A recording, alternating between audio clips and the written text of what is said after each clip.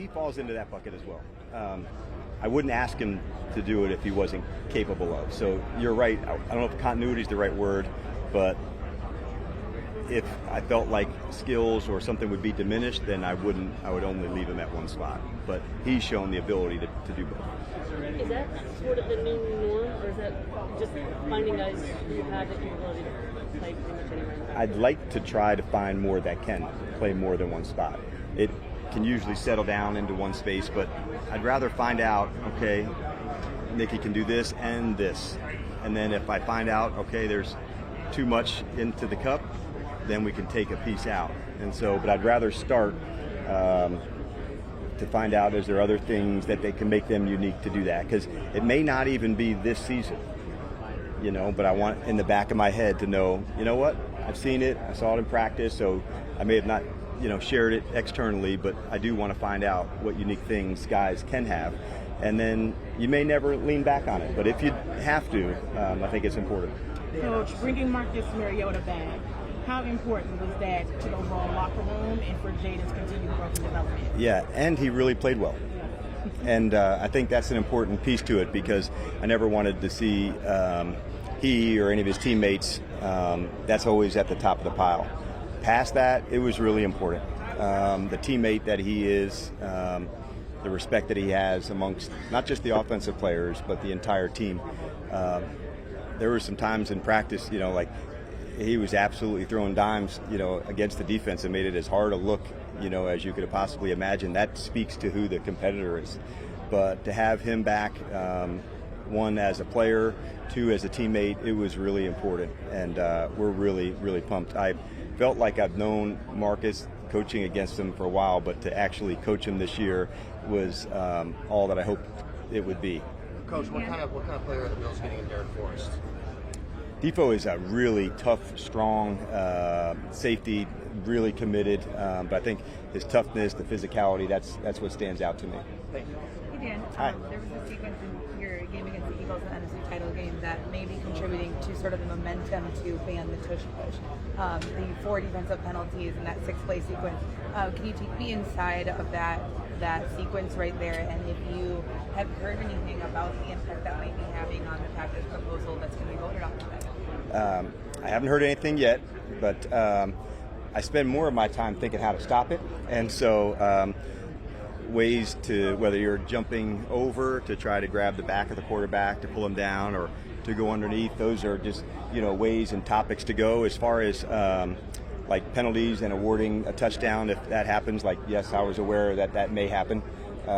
If there's a continued penalty over and over, I think that's what you're referring to. So yeah, I was aware that could be, but our team, we're made of like really tough competitive guys. Like, we're not going to concede anything. That's not how we get down. So if that meant like we're going to go fight for it to the last second of the last play of the last moment, like, that's who we are. And other than that warning from the referee in that moment, did you ever hear anything from the league office or anything afterwards about how that appeared or looked on TV?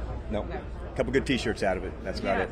Are you guys talking with the Patriots about joint practice this summer? Yeah, we talked to them and some other teams, and then as the schedule comes and we get closer to it, we'll see. But Mike and the guys and Elliot, those are one of the teams that we're visiting with. Do you have a relationship with Mike? Like, why Yes. the Patriots? Yep.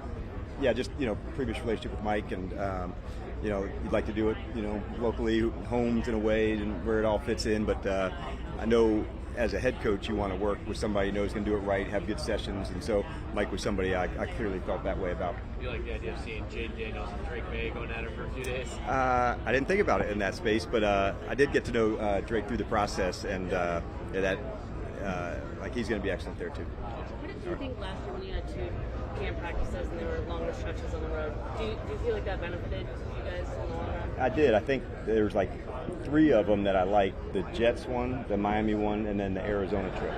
And it's different, and how many of you guys covered training camp, being away and doing things where you don't have it in that same way, where there was some just natural flow of guys spending all that time together. And so I liked it, and we'll do that again this year, hopefully, to have whether we go out for 2 spots or have one at our spot and go away to one. But we anticipate doing that at least 2 times again this year. Any update on camp going away? No update. Camp will be in Ashburn. Yep.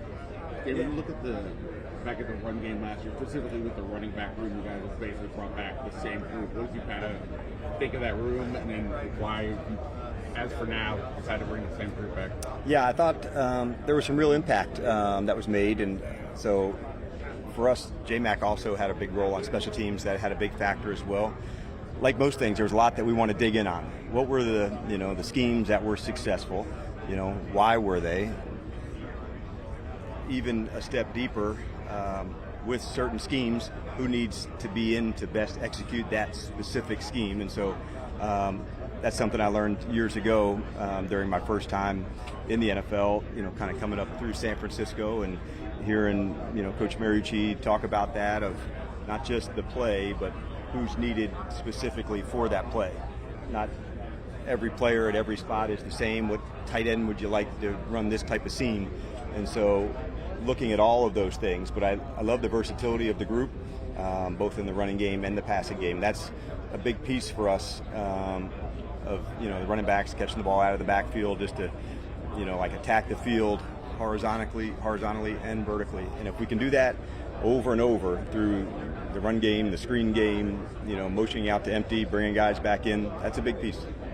You're Jaden had obviously teams are going to try to throw different things at him. How can you help him in year 2 kind of get ahead of whatever the tendencies they may have saw in year 1? It's a great question, and you want to go back through and look at these 20 games and say what were looks that came up, what were things to go, and so he digs a lot in each week. What are the team doing? What are the looks?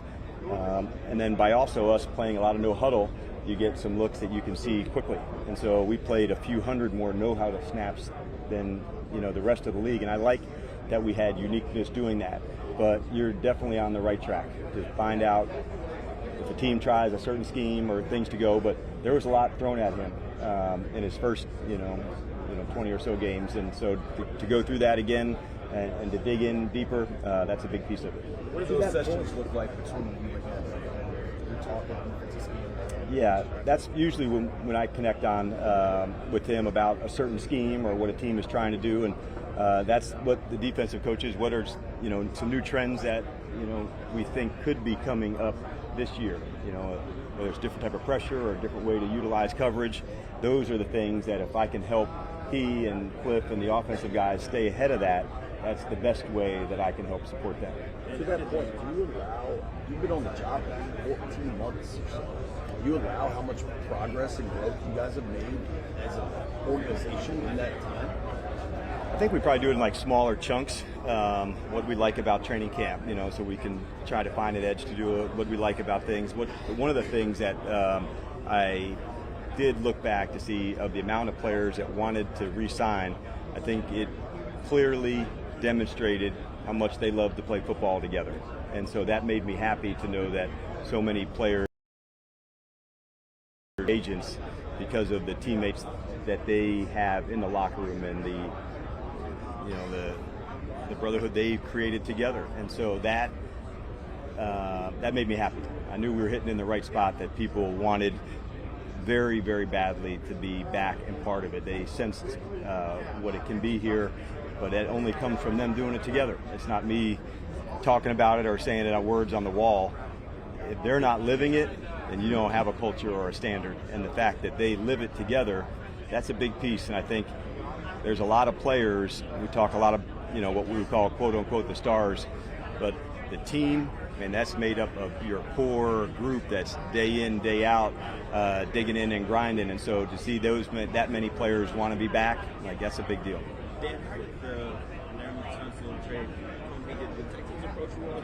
That's probably a better one for Adam onto that one in terms of trade stuff, because a lot of that goes on throughout the year, between GMs, whether it's in season or off season. So yeah, he'd be a better one to hit up on that. Let me ask you, what is your understanding of what you're getting in? Yeah, that I can tell you. So coached against Laramie through the years, he's a tough matchup for any pass rusher. It's the length, and I would say he has this unique ability to have patience, which is a difficult thing to do as offensive tackle because of his athletic ability. A guy may head fake in, and you may see a another tackle bite on it and he gets beat, man, he can just wait it out and stay due to his length and his strength. So we're really pumped to have him to the crew. James, with Bobby Wagner, obviously there's a lot of reasons to want to bring him back. Because Hundreds, yeah, tackles. Ultimately for you, I mean, what was the sort of the main Jaden in the world of helping Jaden wherever you can? How much did that factor into anything? Yeah, I think I kind of addressed it with Candy earlier with Marcus. You want to re-sign great teammates, but you also want to re-sign great players. And when those two things are in sync, man, that's a no-brainer. And so the impact that Bobby made on and off the field was excellent. I can still remember we were in a tough stretch, and he was the one that stood up in front of the team. And I think that was something, Ben, that showed the leader that he is, because he is soft-spoken. He's got really high standards.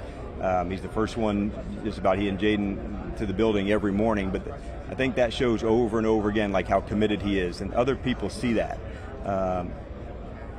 So it was both, but it was the ball player first. But when you can add the ball player and the teammate, man, that's an easy one to do, and that was really important for us. So I know for Adam and Bobby to get that done together, like that's also some uniqueness there as well. And like I just think it's one of the coolest things. How do you see two more? You also obviously had some guys who had to move on, including guys you've had for a while, Dante and Ozzy. What were those conversations like for you? Like, sort of what was the line for those guys? Why ultimately do you think they're not back? Yeah, I think sometimes the football and the business, they intersect. But those two, and specifically, I love them, and way past football, and that's for life. So both of them made a huge impact on my life, and we'll always be supporting them. But that is part of it, and you hear it's a business, and that is true. And there's certain times a year where those things, intersect, and that's part of it. And we all recognize that together. You wish everybody, could be back all the time, but that's not how it goes.